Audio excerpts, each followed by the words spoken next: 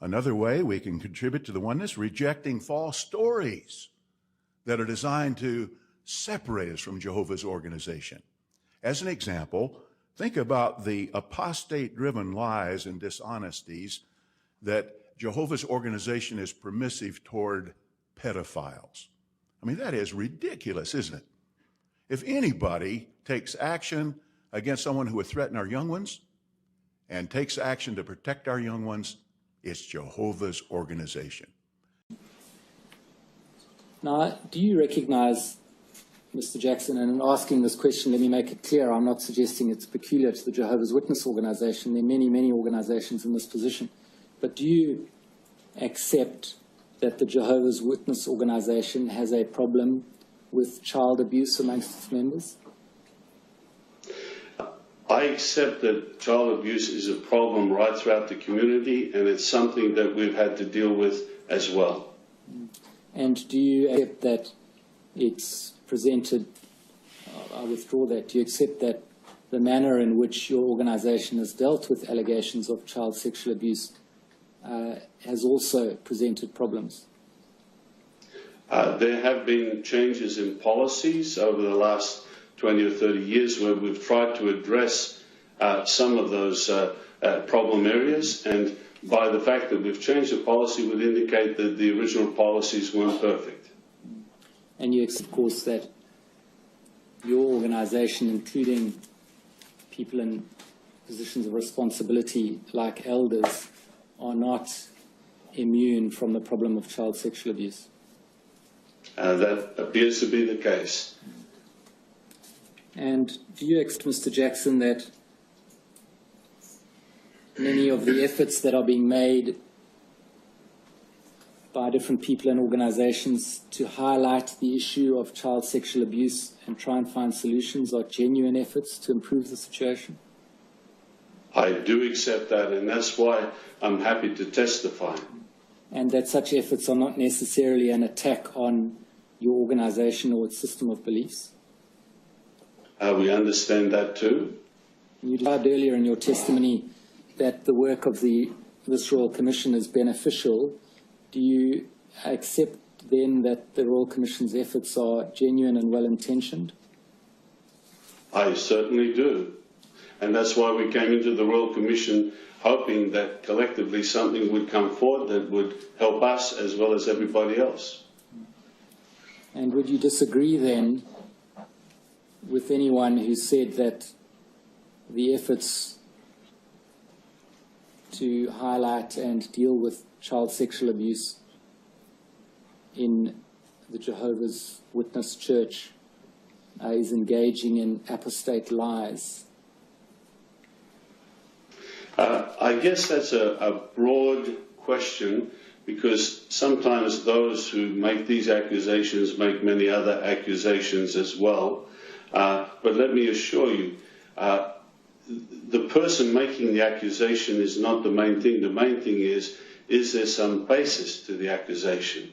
And if there is some way that we can improve, the governing body is always interested in seeing how we can refine our policies. You see, Mr. Stewart, could I just emphasize, as a religion, two very strong things we feel. One is we try to keep a high moral standard, and secondly, there's love among the organisation. So we want to treat victims in a loving way. Good morning, everybody. Howdy. It was wonderful meeting you, Emmanuel, and spending the day with you. We had a lot of fun. Yeah, we actually had a blast, didn't we? Wink, wink. Literally. Literally. Now, many of you know that we talk a lot to abuse survivors, you know, and who were not only in Watchtower and abused, but many who never were witnesses and were abused in other religions. Yeah, we seem to be getting a lot of that lately, don't we? Yeah. We really do. I mean, Yeah. it's mind-boggling right now for Kim and I Yes. how many people from like the Baptist religion are contacting us and wanting to share. Catholics, Mormons. Yeah. I mean, it's just been a little Share their- overwhelming. Share their abuse stories. Yes, and so, you know, we all know that, you know, there are abuse stories and victims everywhere, but we deal a lot with the victims one-on-one. Now, what's interesting, and the reason we put up those clips again, is we have been told by several of them that those clips that they watched made them so angry. And the reason is because the governing bodies lying about this, their lies are waking Jehovah's Witnesses up. Well, this is how stupid Jehovah's Witnesses, your governing body, is, because you heard Let say, "Oh, the apostate-driven lies that we're protecting pedophiles." You governing body don't sit back and think about the implications of words like that have on the mind of the Jehovah's Witnesses that have been abused. They go to these elders and they talk about the abuse, and of course, since there's no two witnesses, it really didn't happen, right, Watchtower? Or leave it in Jehovah's hands. Yeah, so what you're telling all of these abuse victims really is they're just a bunch of liars. That's what they hear through the stupid words of your mouth. When you say, "Oh, these are apostate-driven lies," you're telling each and every one of these victims that they're lying by going to the elders and telling their abuse story to the elders. You're actually telling your own people that have been abused that they're the liars. And re-victimizing them. Yeah, and the thing is this is waking them up. Yeah, and the thing is we hear over and over and over again of these survivors who do go to the elders, and if they're not shut down, and let's look at the other side of the coin too, if their abuser, the perpetrator, confesses that this is what happens, many of these survivors, victims, are then hauled into a judicial committee, some of them young teenage girls by themselves without their parents, sitting in front of 3 old farts, who are asking them these questions. And then these poor, and I use, girls, I use that pronoun because it's the majority of young girls or young women that are abused. So, I'm not discrediting young boys being abused, just, using the pronoun. But these girls, they go in there and then they're either reproved or disfellowshipped for fornication. And this was not their fault. No. And this is just mind-blowing, of what is being done to them. Yeah. Re-victimized. So, Watchtower, honestly, you get what you deserve. You honestly get what you deserve for hiding this. Yes, and many have been asking if that article is real. We have the actual hard copy that I ordered from a website called Mag's Dogs, I believe. And yes, the article is real. And we have read it. And many have said, "Oh, well, this is pro-Jehovah Witness." But there's some little tiny gems in this article that they are trying to be neutral, but they're admitting that Jehovah's Witnesses are guilty of child abuse and being extremists. Yeah. So you may think they're pro-Jehovah Witness. And, I'm not recommending you buy the hard copy because it's getting sold out. Well, it's the same thing that's online, too, so you can read the article It's online. basically the same thing that is online. We just wanted a hard copy just because I like to keep evidence. Yes. I just like evidence. I keep evidence on everything. Speaking of evidence, changing the subject here. Now, many of you may not be familiar with the publication that the Watchtower was doing back in the 30s called The Messenger. Now, if you go to the archives websites, there's many of them that have these, but it's the November 1938 Messenger. Now, I was actually looking for something else and came across this. Yeah, as That you happens a usually lot. do. That happens a lot. And I wanted to mention here on page 50 of this November 1938, and I'm going to show you, it says here at the top, Bishop regrets publicity over cult meetings. Cult meetings? Cult meetings. Why would Watchtower admit their meetings are cult meetings? This blew my mind. And then I started reading about this, and they name names, bishops, reverends who tried to shut down their meetings and conventions. Yeah. And it's funny because here at the bottom of the page, there is a subheading that says, Bishop no lika delight. It actually says that. It is said that the doers of evil hate the light and come not to it lest their evil deeds be discovered. John 3:20. You mean like exposing the child abuse? You don't want that coming to light, Watchtower? You don't want it coming to light that you really are a cult? Yeah. Mikey. My goodness. Mikey, Watchtower no like a delight. Delight. Yeah, exactly. Watchtower no like a delight. Okay. When Bishop Kearney and the self-designated Reverend John Randall, wasn't C.T. Russell self-appointed Reverend? But aren't the 144,000 in the governing body self-appointed? 144,000 aren't they the self-appointed voice for Christ among the Jehovah's Witnesses? So come on, Watchtower, this is getting way too easy now, because the same words that you used to demonize Christendom back in the day, all these words are all coming back to haunt you. This is how idiotic these men truly, truly are. Yeah. So when Bishop Kearney and the self-designated Reverend John Randall butted in with their un-American tactics...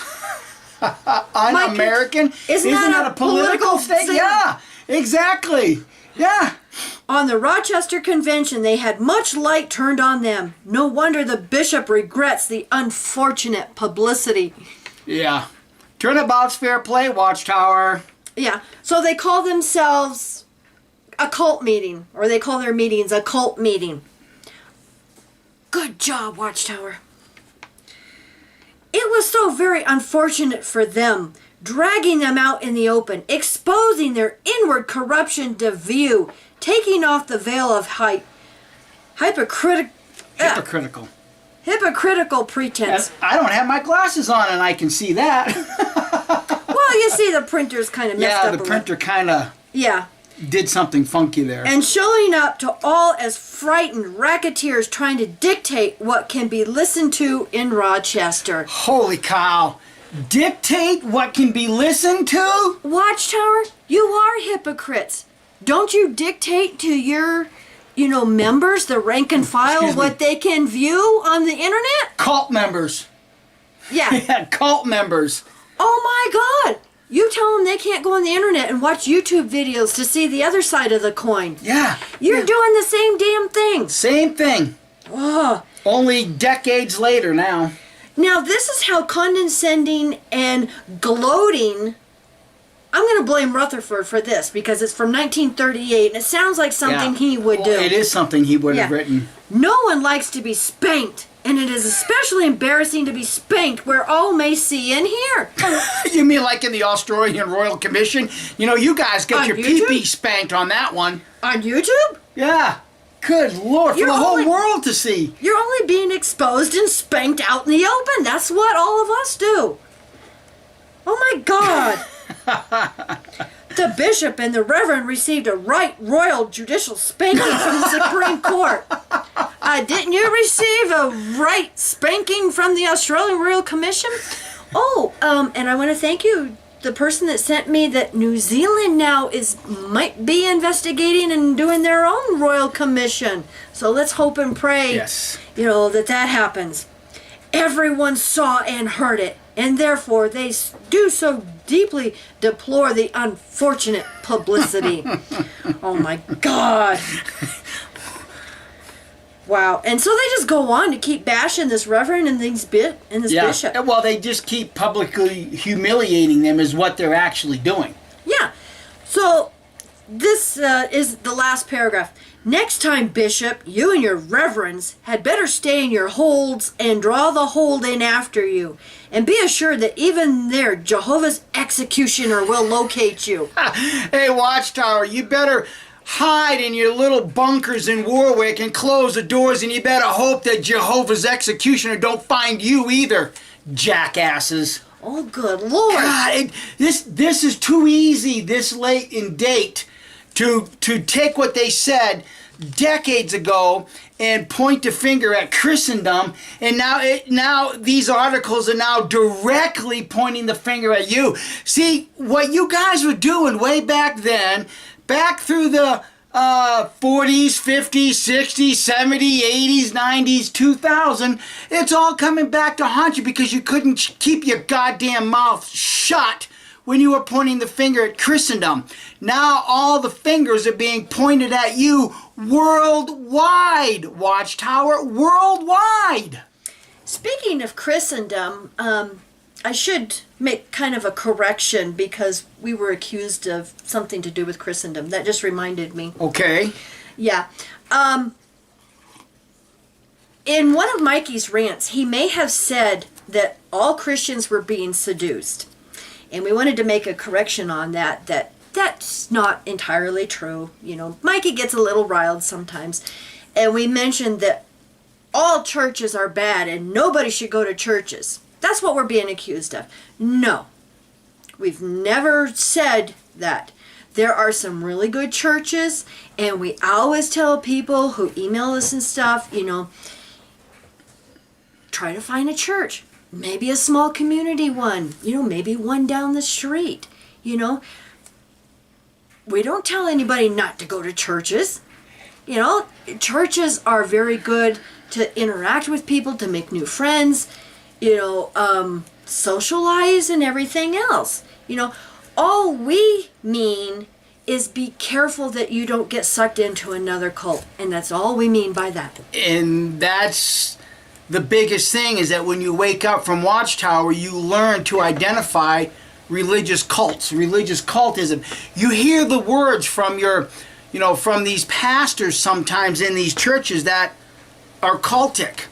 Learn to identify those words, because if you don't, you're going to end up being disappointed in the end, because you're going to feel like, oh my God, how did it happen again? How come I didn't see the warning signs? Because you're not training yourselves to hear these cultic, captivating words, such as, well, make sure when you wake up that you get them into the King James so they can find the real Jesus.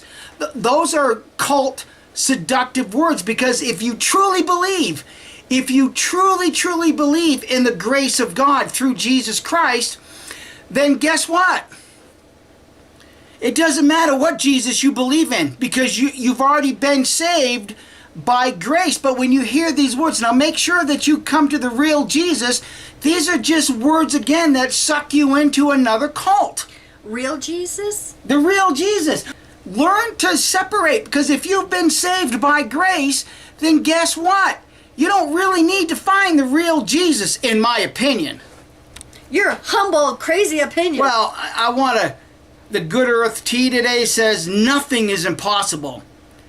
The world itself says I'm impossible, and that's from Audrey Hepburn. You know, here again, guys, you can do what you want. Like my daughter said in her video, I really don't care. But learn to hear the cult seductive words. Well, you know what? You know, get them into this version of the Bible, get them into this version of that Bible so you can find the real Jesus. Jesus is about freedom, guys. Read your New World Translation, and if you can't find freedom in the words that are written there, then it just becomes impossible. Well, like we've mentioned before, we honestly believe that Jesus calls his sheep to him. My sheep know my voice. Yeah, and so they're going to hear his voice no matter what Bible you use. No matter whether you think he's a real Jesus or fake Jesus. And one of the only reasons why Kim and I keep doing this, especially when it comes to Jehovah's Witnesses, is because the danger is imminent. Because again, you can be in a car wreck tomorrow lying on that hospital operating table, and the doctors are trying to save your life by giving you life-saving blood, and what are you doing? Nope. I want to die to Jehovah. I want to prove faithful to Jehovah. Yeah. It's, my goodness, this whole nonsense, attrition of words, I guess, could go on forever. because there are those that have their, this is the truth, this is it, this is the Jesus that you must believe in, then you don't believe in grace. Well, they also have a personal agenda against us. So, Well, of course. you know what? If anybody doesn't like our videos, Shut them off! move along. Shut them off! Nothing to see here. Also, I wanted to say, I'm sorry, Linda. I had mentioned in that kids talk that we had done the clip from the Kingdom Hall. I couldn't remember who had given me, the link to that talk. So thank you, Linda. I finally have a Post-it note with her name. We Shout out appreciate it. goes to you. Yes. So I appreciate it, and she said that traumatized her, that she still hasn't been able to watch one of their talks. So, you know what? You don't have to. That's why we do these videos, so we can just watch them for you. We'll take the bullet for you. We'll take one for the team and do these clips and watch it for you.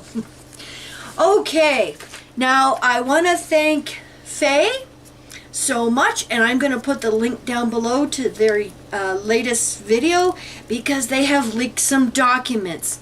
There is the Circuit Assembly Guidelines, and there is the Circuit Overseer Guidelines for 2017. So I've got a few of them printed up here from the Circuit Overseer's book. It was 130 pages, Mikey. Oh, you mean to tell me they need that much direction? Yeah. You know what? Maybe it is my glasses dirty or something. I'm going to get my other ones here so I can see. Either that or my eyesight's getting worse for reading all this Watchtower crap. Okay. Of course, now I can't see the screen. All right. Here in chapter 5. Let me help you out and turn it towards you while you read the screen. Oh, it's okay. I'll get these for reading this one. Recommending the dissolution of a congregation. Now, this was kind of interesting because they're not really coming out and saying, it's because of low publishers, but they do mention when considering the circuit overseer dissolving a congregation for better use of the kingdom halls. It says, to assist a congregation that is struggling because of its small size or lack of qualified brothers to take the lead. So that was kind of telling because of congregation's small size. Okay, now think about this, Mikey. If the congregation was a certain size, let's say 100 publishers, and growing, this is when they would have made a new congregation. Yeah. So because they're losing members, that is why they have to change and decide on these factors. Well, look at the first sentence. Because of changing economic conditions. Well, yeah, because Watchtower's economic conditions are changing. It isn't the world's economic conditions that are changing. It's your economic conditions that are changing because you're shrinking, you're imploding, and you don't have as much cash flow to work with now, do you, Watchtower? Yeah. All right, now going on. Now I know many of us are familiar with the inner workings of the organization and as far as financial and expenses and all of that, especially those of you who are elders and ex-elders, or accounts, overseers and stuff. You guys already know this. Well, see, the thing is, there's a little catchword among, the elder bodies. And in fact, when we was with Manuel Friday, we were kind of like mocking this. But it's, hey, brothers, now these are confidential matters. Not anymore. These elders are waking up, and your confidential matters are now becoming public revelations. Especially when you've got the circuit overseer guidelines available. Yeah, exactly. Okay, chapter 9 is talking to the circuit overseers about expenses and reimbursements. Now, we all know that whatever congregation they're serving at the time that they do their expenses. Yeah. But many may not know the actual details of what all expenses are paid. So we're just going to cover a few things here. All right, number 1. Customarily, the congregations are very conscious of their privilege to receive circuit overseers. Oh, what a privilege. So it's your privilege. Privilege. Does that mean that if I have a problem with a circuit overseer, that it's my privilege to kick him in the ass if I need to? Yes, dear. The generosity of the brothers is much appreciated and should never be abused or taken for granted. Most brothers who work secularly must carefully watch their budget to care for their expenses. Circuit overseers likewise must carefully monitor their expenses so as not to impose an expensive burden on the congregations and circuits. Well, but let's make another resolution and let's bump that up another $2 per publisher. All in favor, say aye. It is important that circuit overseers avoid being extravagant or giving the appearance of wanting the best of everything in the way of food, clothing, apartment furnishings, the latest electronic devices, vacations, and so forth. In this way, they will avoid any cause for stumbling and will set an example for pioneers and others endeavoring to seek the kingdom first. They even mention green handshakes in here. Of course, they don't call them green handshakes, but the generosity of the brothers. Yes. Expenses incurred during a visit to a congregation. Number 2, circuit overseers may submit for reimbursement general weekly expenses, including some food expenses, routine office expenses, transportation expenses, and certain moderate personal expenses. Such expenses should be kept as low as possible. These are explained in greater detail below. You're going to say something? I was just going to say the reason why they want them kept down as low as possible so that the rank and file will have more to contribute into their little, kingdom boxes. I don't even remember what they used to call kingdom contribution, worldwide work contribution boxes. There we go. Well, there's 3 of them. Yeah, but I haven't used those words in a long time. You kind of lose that theocratic language. Exactly, yeah. It needs to be flushed down the toilet with Watchtown Bible Tract Society. You must have been working out in your shop, Yeah, weren't you? I was working on my wood lathe this morning. I was going to say, you got sawdust on your Sawdust face. in my face. I guess it's better than having a sawdust between my teeth, huh? Wow. A circuit overseer may wish to use personal contributions he receives to cover these expenses, aka green handshakes. Yep. Of course, if publishers make personal contributions and specifically indicate that the funds are to be used for expenses incurred during the week, it would be well for the circuit overseer to have this in mind when submitting his expenses. So they expect you to take some out of your green handshake money to pay for your personal expenses instead of asking Watchtower to reimburse you or the congregation. Number 3. The congregation normally offers to provide some meals for the circuit overseer. Some. And we've had the privilege of hosting circuit overseers, and, some very nice, kind circuit overseers and their wives, had fun.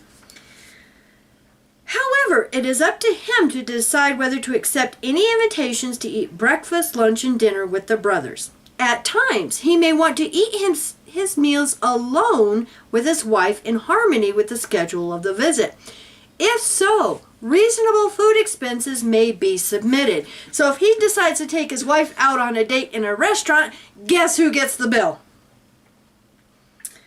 Okay, then it just goes in to talk about dietary restrictions. Okay, number 4. Routine office expenses include telephone calls, stationery, postage, ink cartridges, and other expenses that are incurred in connection with theocratic assignments. If such expenses are higher than usual, rather than asking one congregation to cover them, the circuit overseer should divide them among the congregations or submit them at a circuit assembly. However, it would not be appropriate to submit expenses for cable or satellite television service, personal long-distance telephone calls, or the purchase or lease of computer equipment, photocopiers, and the like. If internet or mobile telephone service is necessary to communicate with congregations, and it is, and with the branch office, the expense incurred may be covered either by dividing the cost among the congregations or submitting them at the circuit assembly. This is why circuit assembly costs are so high, because you're paying for every damn thing the circuit overseer needs. If the congregation or circuit are unable to cover the cost of internet or mobile telephone service, it may be submitted to the service department for reimbursement. Now, I know that the wives, my goodness, they have to go through so much to be a circuit overseer's wife. Because, I've been friends with circuit overseer's wives, and, we've heard a few complaints. Oh, my goodness. My goodness. See, when you get to be friends with a circuit overseer's wife, then you start hearing all the complaints and their bitching. And I don't blame them a minute for bitching about stuff, because you know what? They put up with a lot. Well, and I mean a lot of crap. They're supposed to be the submissive, good little wife. Yeah, so while the circuit overseer gets everything, it goes on about the wife. Additional expenses related to internet or mobile telephone service for the wife of a circuit overseer would also be a personal expense not submitted to congregations or circuits. So they don't pay for the wife. Nope. Okay, then it talks about transportation expenses. Number 6, certain moderate personal expenses such as dry cleaning, shoe repair, and haircuts may be submitted to the congregation at the time the elders request a list of expenses for the week. Well, we want our regional managers looking good and everything else, so, why not let Watchtower pay for that? So Jehovah's Witnesses, when you give the circuit overseers these green handshakes, you may think that this includes personal expenses like haircuts, dry cleaning, and stuff like that. No, it's submitted to the congregation, so you're paying for it twice. Exactly. You Jehovah's Witnesses comprehend that? You're actually paying for it twice, because the Watchtower is going to reimburse them, and then you're giving them green handshakes. Yeah. Well, then it goes on to say that nevertheless, these would be minor expenses, and in some cases, the circuit overseer may choose to use personal contributions and the monthly allowance to help cover them. But does that say anything about the wives' haircuts? No. It's just for the men. It's just for the brothers. Yeah. It's just for the brothers. Yeah. Wow. Now, I happen to know of a circuit overseer and his wife that all of the green handshakes, they didn't use that for personal expenses. No, they didn't. Put every penny of that in their personal bank account. And when they retired from the circuit work, guess what? They had over $100,000 in the bank. Yep. That's a little. So, Watchtower, how does that make you feel about suggesting they use some of this green handshake money, to pay for the personal expenses, and they don't? They make you and the congregation pay for all of it. Yep. Procedure for submitting expenses. No wonder they're losing money. Yeah. The circuit overseers are taking advantage of you. Well, see, what's happening is that since there's less and less rank and file, there's less and less green handshakes, which means the circuit overseer have to turn in more and more of these expenses to Watchtower. So Watchtower's footing the bill, while they're flapping their jaws about, the apostate-driven lies. It's Watchtower can't win. As a corporation, they're on the beating end of the stick, aren't they? Or no, the receiving end of the stick. Well, the now. thing is because there's less and less contributions from, the publishers into the kingdom halls, well, that's just going to trickle up. Yeah. Because, then they can't afford as much for circuit overseers, which means Watchtower has to keep footing the bill more and more for their expenses. You're going to have to start consolidating more circuits. Well, you're already doing that, but... Well, here's the thing. Ludwig, the XJW out of Germany, I forget his last name. Or France? Yeah, if you go to his channel, he's actually expressing something that Watchtower probably really doesn't want to make made public right now, is the fact that they built one assembly hall, and now there's 3 countries using one assembly hall. Yeah. Maybe we could put a link to that video down below so that you guys can hear. I will make a note. So you can hear exactly what he's saying. One assembly hall for 3 countries. Watchtower, are you guys suffering that much now? Well, actually, it's a really good video, and I suggest you watch it because he's also talking about one of the governing body. One of the Potato Head? One of the Potato Heads. Or Sanderson. Sanderson, I think it is. One of them. One of these clowns. They're giving the dedication talk for this, and they're preparing the rank and file that they are going to be arrested. And he even mentions, oh, well, you know, I could go back to the United States, and you're going to hear that all the governing body have been arrested. You know, are you going to believe the media about these lies? You know, when we have done nothing? We've done nothing. Ridiculous!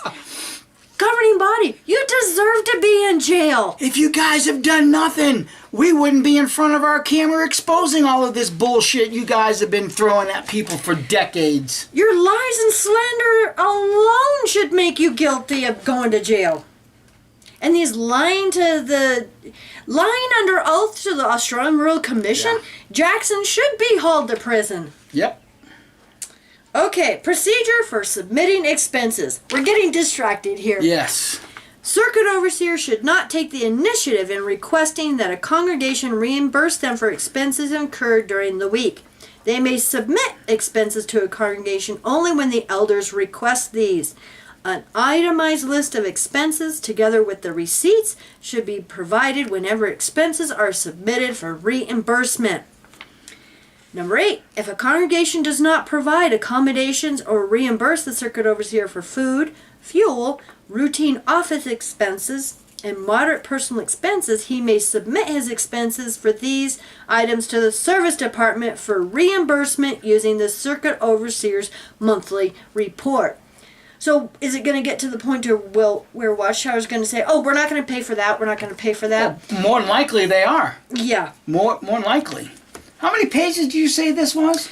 The booklet is 130 pages. Oh my goodness.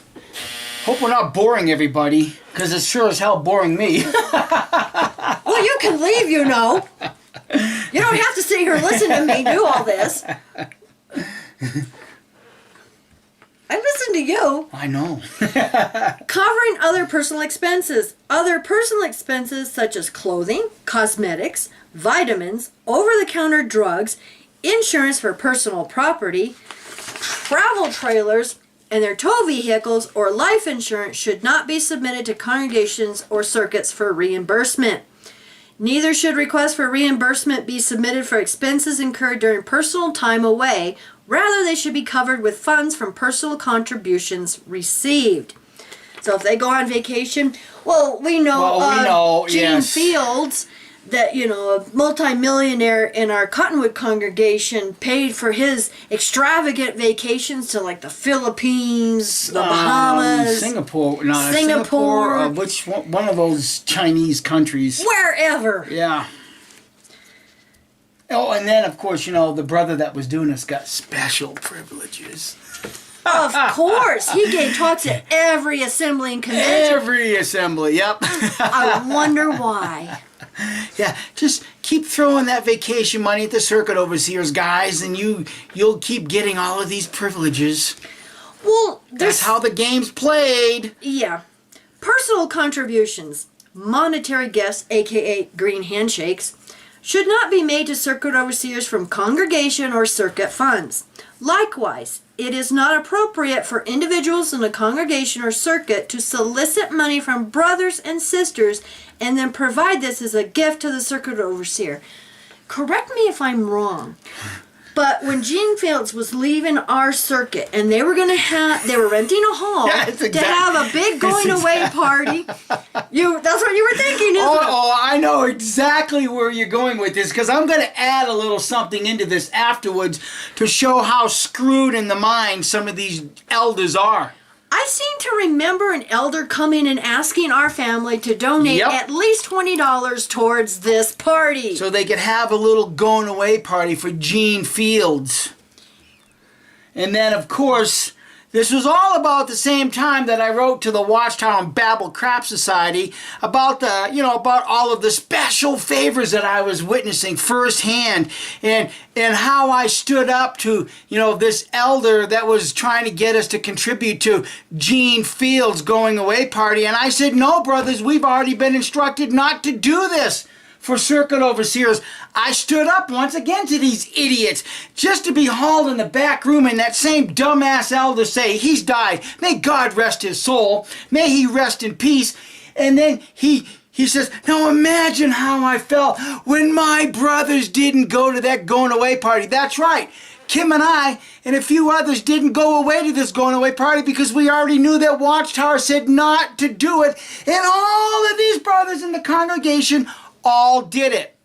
Watchtower, you can say what you want in these stupid little handbooks, but your circuit overseers are not going to say, no, brothers, we have directions not to, participate in these going away parties. Idol worship. Idol worship. He embraced it wholeheartedly. And I just could not forget one prominent elder's wife. Oh, isn't Gene Fields the greatest? He's the best circuit overseer we've ever had. We had nothing but problems with him. Yeah, nothing but. That's why I had to write to the society about him, which, a little meeting between myself and the next circuit overseer and a district overseer incurred, and I kind of shut them guys down too.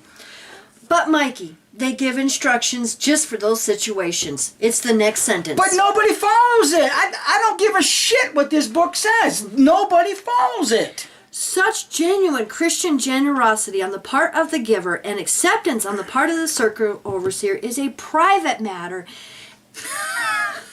that need not concern others. So it need not concern you.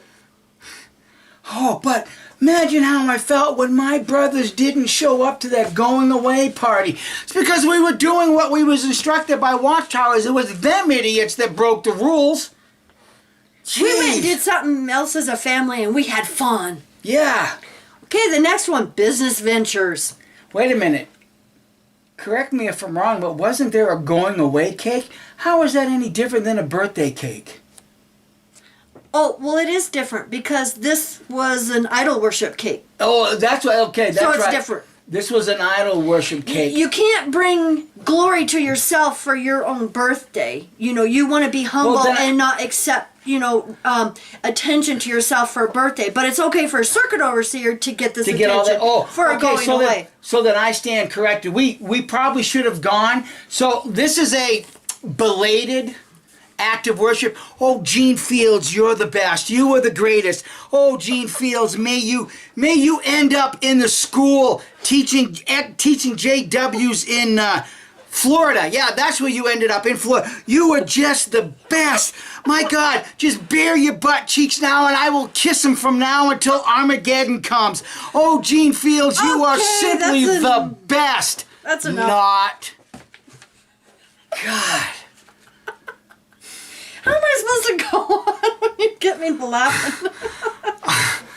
I mean, do you guys see how ridiculous this was from our perspective? Now, looking back at all of this, that Cottonwood congregation actually became a congregation that idolized Gene Fields. And you know what?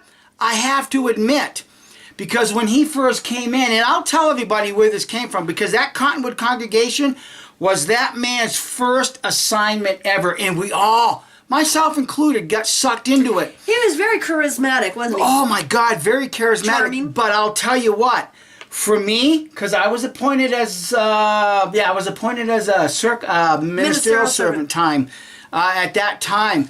And this was an absolute eye-opener for me, because this also went a long way for me to see the political bullshit that the elder body and the circuit overseer, district overseer, all of the little inner politics, the inner workings. And it was interesting because I was out in service with this man. Of course, I was trying to kiss his ass too, to become an elder. But you didn't hear me say that. Yes, we did. But I was in service with him, and this was the very, very, very first time I ever went out in service with this circuit overseer, Gene Fields. And we were in the back seat, and the two in the front went out to the door, and I just asked Gene Fields, I says, Gene Fields, I'd like to become a circuit overseer one day. What do I have to do to attain that goal? And I don't remember if those were the exact words or not, so you may or may not want to quote me on that. But I remember his response. He said, learn everything you can about how the organization operates. Now, I've said this before in a video, maybe 3-4 years ago. And that's where we started learning. But And it's like, oh crap. holy shit! What about helping the brothers from a ecclesiastical perspective? What about learning everything about the life of Jesus Christ? What about learning how to help the brothers deal with their problems in the Study the Bible more. No, it was all about focus on how the organization operates. And for me, that was, you know what? I think I dare say that's when my eyes were completely opened up, because then I could see even more in depth the bullshit from the body of elders. Well, I know it wasn't just us that had problems No, it with wasn't us. Brother Only. Fields, because if you go watch Randy M's YouTube channel, and he's got some recordings from a circuit overseer and a district overseer, and guess who the district overseer was? It's the same Our idiot. favorite circuit overseer. Yeah, same idiot I'm talking about now. Yeah. Okay. So Watchtower, just keep your circuit overseers in the organizational mood or mode, because when they're sitting privately and someone else comes up to a circuit over and says, "Brother so-and-so, I'd like to reach out for a circuit overseer one day. What do I need to do?" You just keep having them say, "Oh, you need to learn everything you can about how the organization operates." Because sooner or later, that's going to come back and it's going to bite you in the ass, because those little seeds of doubt are actually being planted at that moment, because it was planted in my mind. Okay, moving on. Business ventures. Circuit overseers should not become involved in commercial business ventures. It would be inappropriate for circuit overseers to use their theocratic position or contacts to profit financially. Oy. I'm not even going to get into that one. Personal expense account, which for here on out will be called PEA. Personal expense account. Now you would think the circuit overseer would just have their own bank account in their name, privately, away from... Now this I didn't know about. So this was something I didn't personally know about and hadn't heard of before. And it's like, something doesn't sound right to me. A personal expense account is made available to those in special full-time service. Credits are made to one's PEA every January 1st, based on the number of years that an individual has spent in full-time service. The month after a person has passed the 5 or 10-year mark, the amount of his credit is raised. There is no ceiling on funds that may accumulate in the account. A brother in his first year of circuit work who did not transfer from some other form of special full-time service will receive credit to his PEA account for each full month he serves in the circuit work. For example, if a brother begins circuit work in the middle of October, on January 1st he would receive a credit to his PEA only for the months of November and December. So even though he started working in October, they're not going to pay him for that. Yeah. How low can you get? However, if a brother transfers from one form of special full-time service to another, his PEA remains intact. This account is for personal needs, incidental medical expenses, and so forth. To make a withdrawal from one's PEA account, a personal expense account requisition should be sent to the accounting department, even if you want to make a withdrawal. So technically, that money really isn't yours to withdraw at any time. You have to do a requisition form be approved. to Watchtower and be approved. Yep. Circuit overseers? That would scare the hell out of me, because they could take your money at any time. Yep. Anytime. They even cover taxes. Well, it's because it's a non-profit organization. Yeah. Right. As members of a united theocratic order, and I was going to say they do have a separate corporation, I can't remember the wording exactly, something about the religious order. Yeah. But it's a separate corporation where all of the circuit overseers and special pioneers and missionaries fall under. And that's where you have to take the vow of poverty. Yep. As members of a united theocratic order, it is important that circuit overseers comply with appropriate legal requirements. This is particularly so with regard to income tax reporting. Yes, you have to report your income to the IRS. In this matter, it is imperative that as a body of circuit overseers and representatives of Jehovah's organization, all carry on their affairs so as to remain irreprehensible, returning Caesar's things to Caesar. Irreprehensible? How does that apply when Jeffrey Jackson's in front of the Australian Royal Commission? Well, this is talking about money. The branch office will assist circuit overseers with their tax reporting needs. Well, that's because they have accountants. Well, I was going to say, well, I'll read this sentence first. This relieves them of having to prepare tax returns on their own or seek other help. So they're even kind enough to fill out your tax reforms for you. See, that's Tax return forms. There we go. That's why you want to learn everything you can about how the organization operates. Having tax returns prepared with this assistance will minimize any problems that might otherwise arise. So I guess if a circuit overseer, I wonder if it works the same way. Like if you have an accountant and you're audited by the IRS, your accountant goes with you to explain, why they filled out your tax return the way they did. And, Could be. Could very well be. So I wonder if that's ever happened to where I'm sure it has. had a whole watchtower into the IRS with them. Yep. Interesting. Oh, this is a good one. I find this interesting that this is chapter 13. Now, 13 is supposed to be the unlucky number. Oh, yeah. Bad luck and, if you're superstition and all that. Sorry about your luck that this is chapter 13. Judicial matters. Okay, now some of this I can skip. Number 2, though, if the circuit overseer's help is requested with a specific case and there does not appear to be clear direction in the scriptures or in other published material, he should encourage the elders to contact the service department. For example, when questions arise concerning cases that involve scriptural freedom to remarry, he should always direct the elders to contact the service department. And this is where Mark and Cora did that great video about, being scriptural free to remarry. Even though you're legally divorced, if the elders feel that you are not scripturally free, they will make your life a living hell. Yes, they will.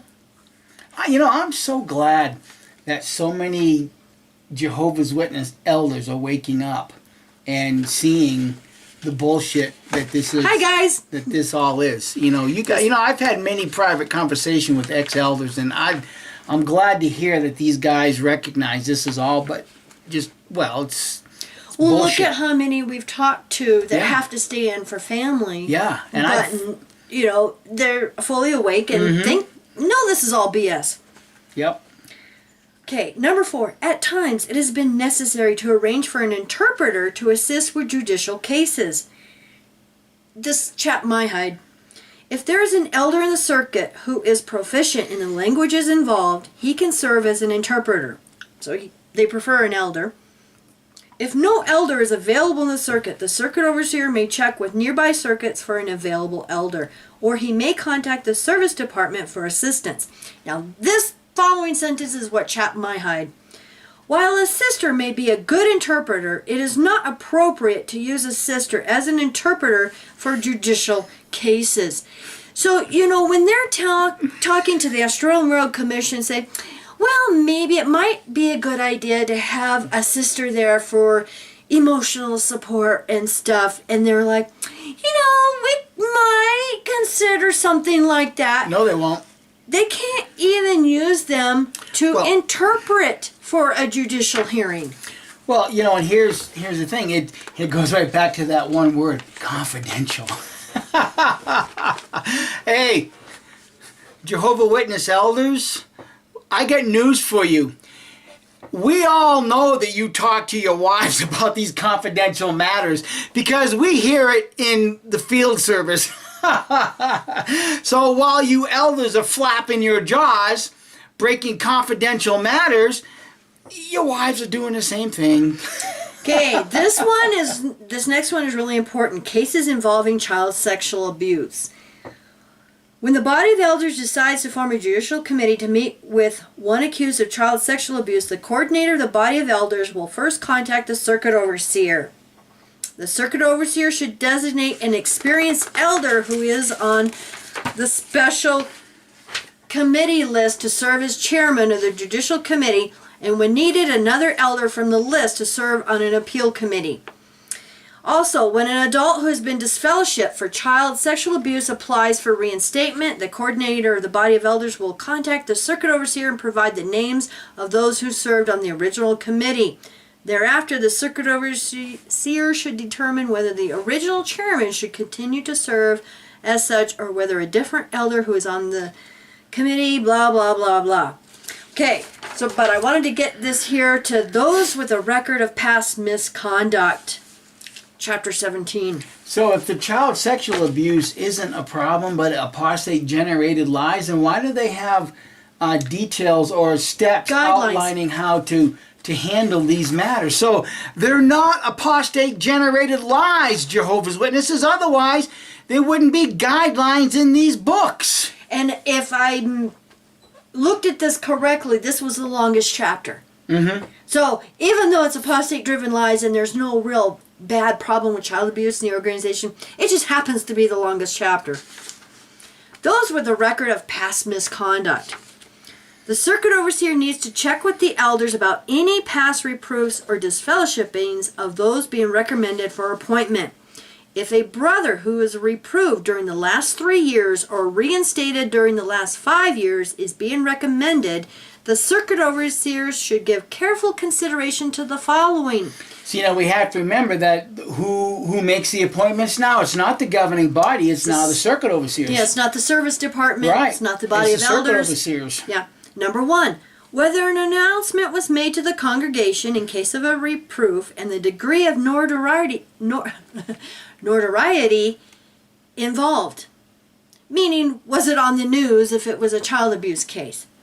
Number 2, when the last restriction was removed. And 3, whether the brother has regained the respect of the congregation.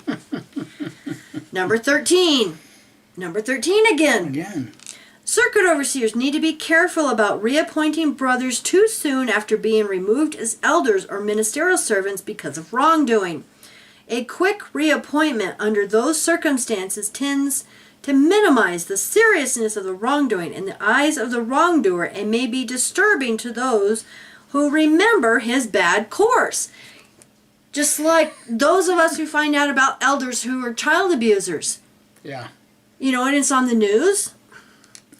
Brothers removed for wrongdoing have to live down the reproach they brought on themselves and the congregation before they can be reappointed.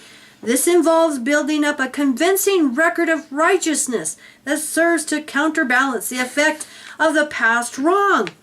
Depending on the gravity of the wrongdoing, this might take 5, 10, or more years. In cases of great scandal, a brother might not live the reproach down sufficiently in his lifetime so as to qualify as an elder or ministerial servant. That whole paragraph right there disqualifies the governing body for serving as a governing body. That paragraph alone disqualifies those idiots in New York. Now remember, we were just talking about, if someone is scripturally free to remarry. Mm-hmm. Well, they cover this again. Number 14, a brother who enters into an adulterous marriage would not qualify to serve as an elder or ministerial servant at least until the death or remarriage of his former mate, if ever. Yeah. Neither would... Oh, I guess I forgot to print up the next page. Well, you guys will just have to look and see. Okay, chapter 22, moving on, personal time away. Basic days of personal time away. Now, I personally feel that this is not fair to circuit overseers and their wives. Because, let's face it, they basically work 7 days a week. Mm-hmm. They may take 1 day a week, for traveling to their next congregation or for personal time or whatever. But this isn't fair. I don't think they should, as much as they work. Because I do know they do work hard and long hours. Basic days of personal time away. Number 2, 12 days of personal time away are automatically credited to each person at the beginning of each service year, September 1st. So it's about 2 weeks. Yeah, and can be used anytime thereafter. Additional days of personal time away, and you can get seniority credit, so you can get extra days. And they have a chart of ages and seniority and. What a blessing from Jehovah. All right, now this kind of chapped my hide too. Chapter 23, number 7, wives of circuit overseers. A circuit overseer's wife should not be away from the assignment unless her husband has first communicated with the service department and obtained permission. You mean to tell me that the circuit overseer has to surrender his headship to the service department as to whether his own wife can have a personal day off or not? Okay. Now, are they talking about her assignment, every week, if she's sick or something? Or are they talking about maybe just taking a couple of days when she starts her monthly and is not feeling well? I mean, really, if you're circuit overseer's wife, let's say you have really bad monthlies and you're basically in bed for a few days. Do you have to call the service department? Hey, my wife's on her period. Can she take a few days off? I mean, this is how ridiculous this is. I'm just using this as an example. Ridiculous. This is so unfair to the wives of circuit overseers. And that's where I have an issue. Her presence makes a meaningful contribution to the week's visit. As with the circuit overseer, it is recommended that the efforts of his wife be directed toward those in the congregation that is being served that week. So if she has maybe a sick mother or has to go take care of some family obligation, she can't just take the day off. They have to contact the service department. Oh my God, how controlling. Makes you wonder how many times they actually say, no, you have your wife there with you. Well, look at what the elders did to our daughter Shiloh when she was regular pioneering. I know. Basically the same thing. You can't take monthly days off for having your period. Checklist when considering appointments and deletions. This is in Appendix D. Have they viewed pornography?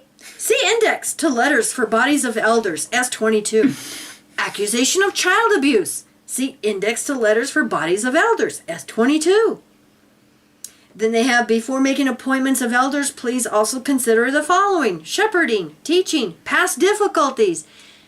Now, this is where Mike and I have some personal comments and issues with this one.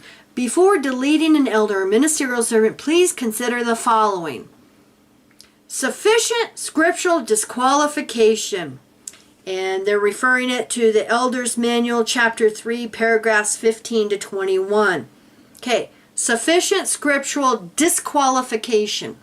Now, we know many child abuse cases that it's been kept hush-hush, and that those who have a position who have abused a child sometimes keep their position to re-offend. The next one, 2 witnesses to establish an accusation.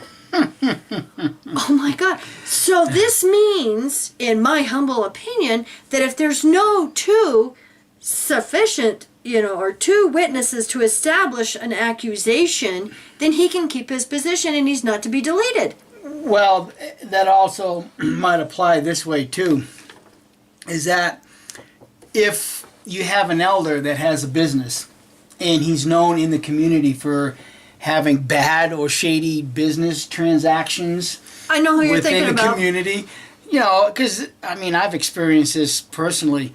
I knock at the door. You always have somebody with you at the door, so you knock, knock, knock. Good morning. My name is Mike. This is my brother so and so.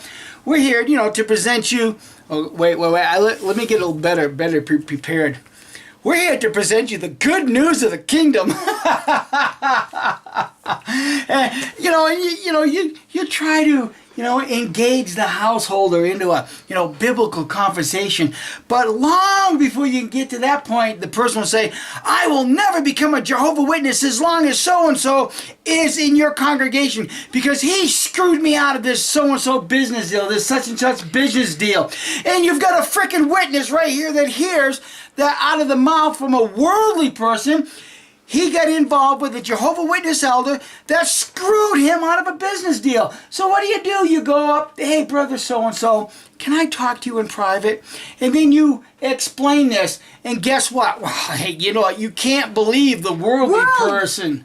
You have to take the word of your brother who's an elder over a worldly person. Yeah. And even though this happens over and over again, well, as long as so-and-so, the owner of so-and-so business is defrauding insurance company and lied to me about doing the work and not actually doing it, I will never become a Jehovah's Witness. But the timing is impeccable because, you see certain little gifts go the way of circuit overseers after that conversation with an elder. You see certain little gifts showing up inside the Kingdom Hall, like, I don't know, high dollar laser copier. Certain elders are now getting their car painted or mechanic work done. After somebody like me goes to an elder and say, hey, you wouldn't believe what I heard in service. It's like, holy shit. It's like, I saw this continuously. So why didn't we wake up back then? Well, I think we were waking up. We just didn't have the ... connected yet. Well, like we always say, we had all the puzzle pieces. We just needed the picture of the puzzle to put it all together. Yep. All right, the next one. Sufficient, firm, but loving counsel given by elders. Question mark. TG, well, I don't know what publication that is. Well, but isn't sufficient, firm, but loving counsel, isn't that a matter of opinion as to how much is sufficient but firm and loving counsel? I mean, how many times does a brother need to have sufficient, firm, but loving counsel given by elders? How many times? Well, the first time is like, quit abusing children. Here's the scriptural guidelines. Okay, so what about the second and third time? Or like I was told by a prominent circuit overseer, brother so-and-so, brother Brooks, you leave brother so-and-so alone. Yeah, we're running out of battery, so I got to hurry and finish these. Basis to show extra consideration because of faithfully serving for many years. So if an elder who's been serving faithfully for 50 years gets extra consideration about being deleted for abusing children. Yeah. And they give the reference to the Elder's Manual, Chapter 3, Paragraph 22. So you get extra consideration if you've been, an elder for longer. Okay? And do the brothers agree with the decision? Oy vey. I'm sure it's done by vote, like everything else, Watchtower. Yep. Well, thank you everybody for sticking it out on that long one. I know there was a lot of boring stuff. Thank you for sticking around. But I mean, I feel personally that these manuals that the elders get, that the circuit overseers get, the branch manuals, the circuit assembly manuals, any organization manuals, I think these are really important to show how the inner workings of the organization works. And it's important to talk to ex-Jehovah's Witnesses that have come out and have woken up, because they're going to tell you, not most of the time, they don't follow these directions anyways, because you have a body of elders that has their own little personality. We saw that directly in Wisconsin with Brother Viagratai. He was the presiding overseer for 15 years, so he became the controller of what goes on among the body of elders. If he didn't like somebody, then he would convince others, you know what, we're not going to appoint so-and-so. He's not going to tell you they don't like him, but he's going to have a personal vendetta against a certain brother. And that will be reflected in the body of elders. For instance, when I asked to read the Watchtower. Well, I was just going to say, I know where you're going with this, because my little brother was an elder in that congregation and friends with the P.O., Brother Viagratai, and my little brother, was angry at us for who knows what at the time, and he tells them, Well, anyhow, I guess it's dead. Battery's dead. So you all have a wonderful weekend. Bye. Bye.